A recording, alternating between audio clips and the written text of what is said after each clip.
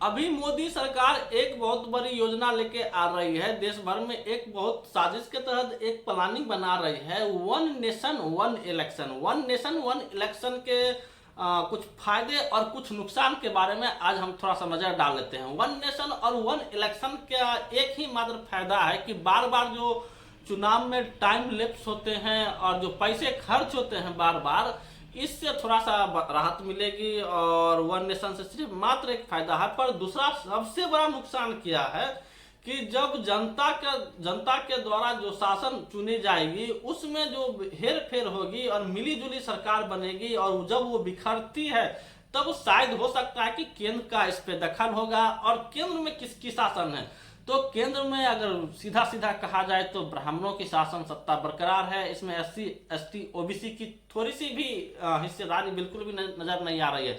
तो अगर आप ये कहें कि इसमें तो एससी एसटी ओबीसी के सांसद वहां पे नजर आते हैं, तो इस पे मैं यही कहूंगा कि जिस तरीके से उसे नॉमिनेट करने का काम बीजेपी करती है, आरएसएस करती है, तो जब वो नॉमिनेट आरएसएस और बीजेपी का ने किया उसको, तो वो सिर्फ बीजेपी और आरएस का गुलाम बन के वहां पे काम करती है ना। एससी एसटी ओबीसी के मुद्दे पे आपको बोलते हुए नजर नहीं आएंगे। तो ये सबसे बड़ा नुकसान है कि जब हमारे ही समाज के व्यक्ति को टिकट देती है, उसे चुनकर लाती है, कांग्रेस हो चाहे बीजेपी हो, तो उसे चुनकर लाती है, पर वो हमारे समाज के लिए बिल्कुल बोलने से कतराते हैं, क्योंकि अगर बोलेंगे तो अगली बार फिर से उनको टिकट नहीं मिलने वाला है।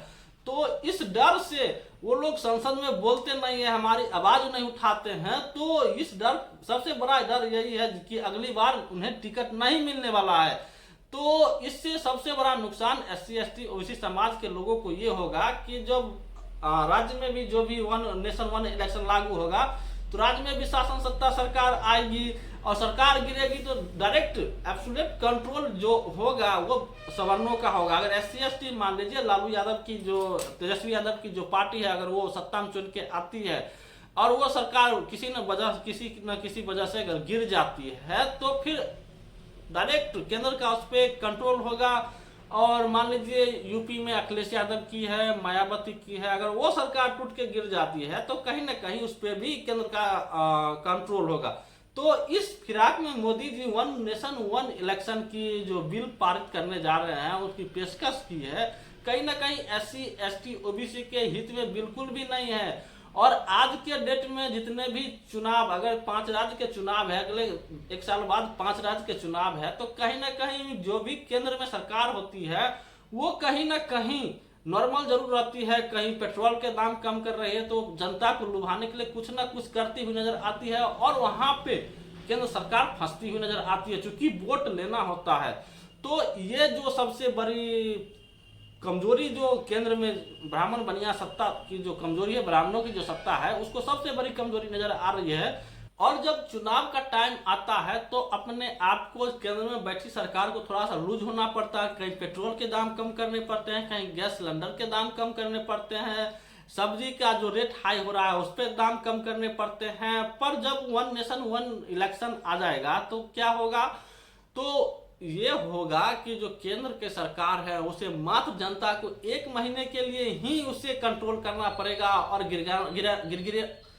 गिराना पड़ेगा कि हमें वोट दो, और उसके लिए नई नई पॉलिसी बनाएंगे, पेट्रोल के दाम कम करेंगे, सब्जी के दाम कम करेंगे, और जो भी कच्चा माल है खाने पीने के उसके तो दाम कम करेंगे ही करेंगे, गैस सिलेंडर के दाम कम करेंगे, और जनता को थोड़ी बहुत राहत देने का प्रयास करेंगे। और जब एक बार वो वोट लेकर के केंद्र में चले गए तो उसके बाद जनता उसके इशारों पे नाचती हुई नजर आएगी, ऐसी उनकी पॉलिसी बनी हुई है।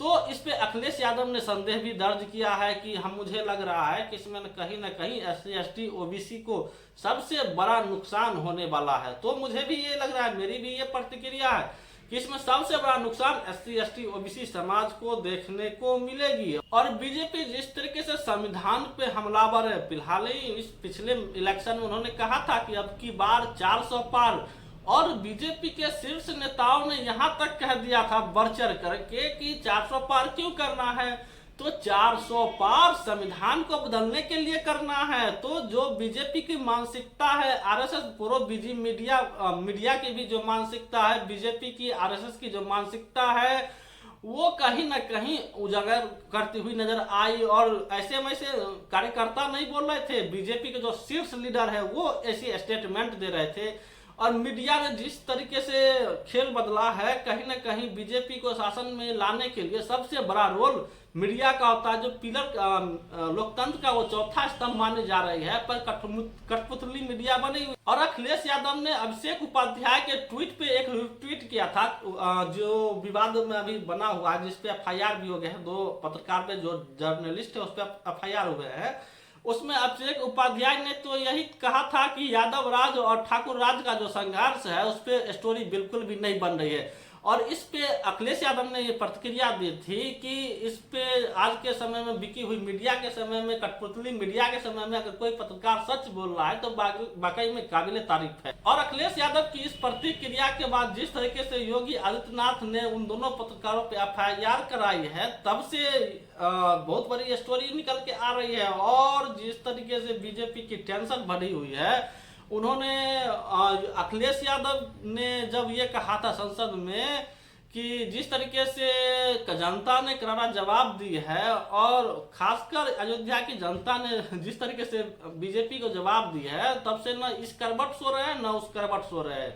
और इससे पहले उन्होंने जिस तरीके से हमलावर हुए हैं केशव प्रसाद मौर्य पे, अब सही टारगेट चुना है अखिलेश यादव ने, वाकई काबिल तारीफ है। जिस तरीके से उन्होंने टारगेट करके अखिलेश यादव ने योगी को टारगेट कर रही है कि मठाधीश और माफिया में ज्यादा अंतर नहीं होता है, तब से ज्यादा बकलाहट बनी हुई है। और एक बार जब समीक्षा के लिए आए थे मोदी जी और अमित शाह और राजनाथ सिंह, तो राजनाथ सिंह सजातीय लोग हैं योगी जी के, तो वो थोड़ी बहुत मदद करते हैं, सपोर्ट करते हैं। पर जब योगी आदित्यनाथ के सामने से तीनों शीर्ष लीडर जब गुजरते हैं, मोदी जी, अमित शाह जी, तो वो बिल्कुल भी नमस्कार नहीं करते हैं। और अखिलेश यादव ने इस बात को पकड़ा और उन्होंने संसद में कह भी दिया था कि आप जिसे बदलना चाहते, आपने जिसने आपको हराया, आपसे बदल भी नहीं पा रहे हो और आपको नमस्कार भी नहीं कर पा रहे हैं।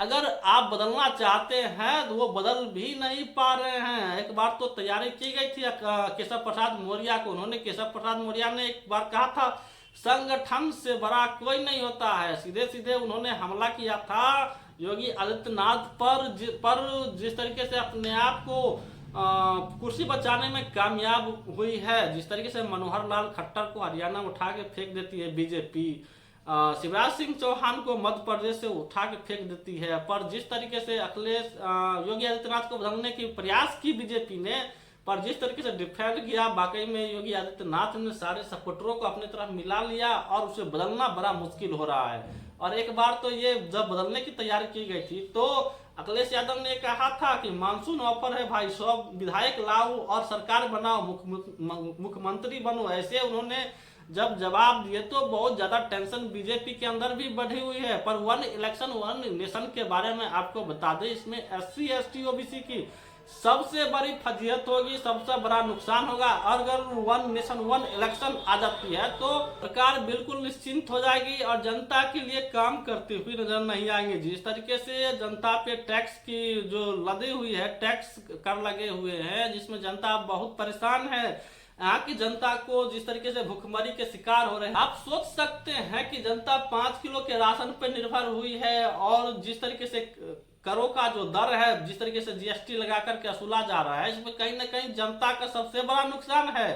और जब जैसे ही 1 नेशन 1 इलेक्शन होगा तो क्या होगा, केंद्र की सरकार को मात्र 1 महीने के लिए जनता को अपनी ओर रिझाना होगा। और उसके बाद जब जनता पे कर की जो दरें होगी, इतनी ज्यादा होगी, इतनी तीव्र होगी कि जनता की कमर टूट जाएगी महंगाई से। इसलिए किसी भी तरह 1 नेशन और 1 इलेक्शन को विरोध करना चाहिए, ये संविधान के खिलाफ है। आपकी क्या प्रतिक्रिया है, कमेंट बॉक्स में जरूर दर्ज कीजिएगा।